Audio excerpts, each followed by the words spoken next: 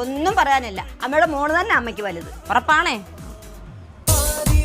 അയ്യോ ലതയൊക്കെ ഇപ്പോഴാണോ വരുന്നത്? എന്റെ പൊന്നുമോളെ ഇവിടെയും കെട്ടി ഒരുക്കി കൊണ്ടുവരണ്ടേ? ഇവിടെയും കൊണ്ട് ഓരോടുത്ത സമയത്തിന് പോകാൻ പറ്റിയിട്ടില്ല.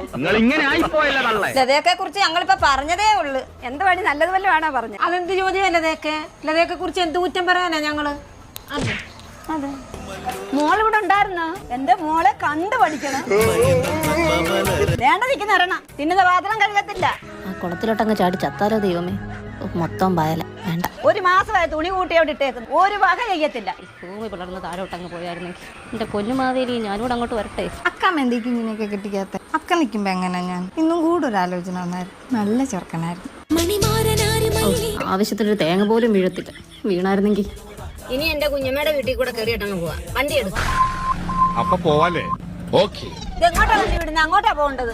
കുഞ്ഞമ്മയുടെ വീട്ടിൽ പോകുന്നില്ല, അമ്മയുടെ വീട്ടിൽ